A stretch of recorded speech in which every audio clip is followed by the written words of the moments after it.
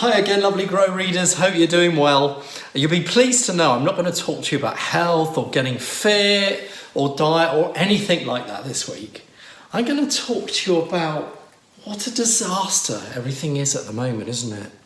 I feel really down in the mouth. Things are just going from bad to worse. I know I can't keep the smile off my face because I don't know about you, but I think it's very easy to think everything is going bad with the world. My poor mum and dad, they're 82 and quite often, or perhaps not so much lately, but they've been sort of saying that, the world is going to hell in a handcart and, that things were better in the past and all that stuff.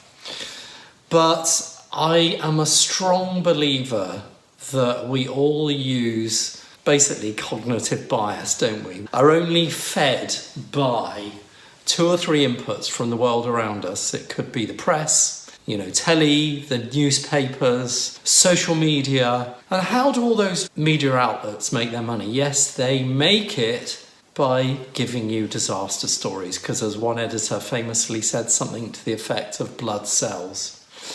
So it's not surprising that mum and dad and many millions of other people in the world think that the world is going to hell in a handcart.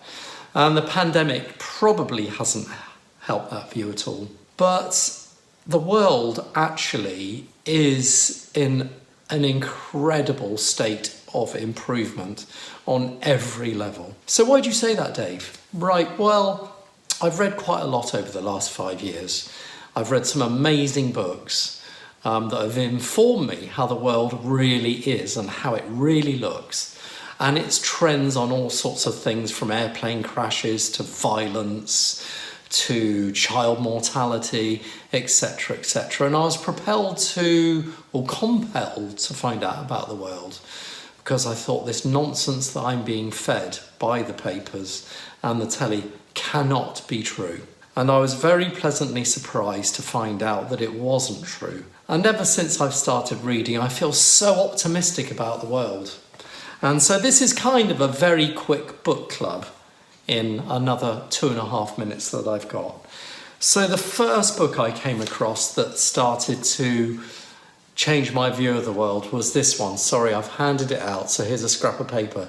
It's called Abundance by Peter Diamandis. And it starts, it gives you an idea of where the world is going to in the next, basically 5 to 30 years. It's an incredible read. I haven't got any more time to go into the detail now, but if you enjoy it, and to remind you, it's called Abundance by Peter Diamandis. He's also written another book recently called The Future is Faster Than You Think. Again, an amazing book.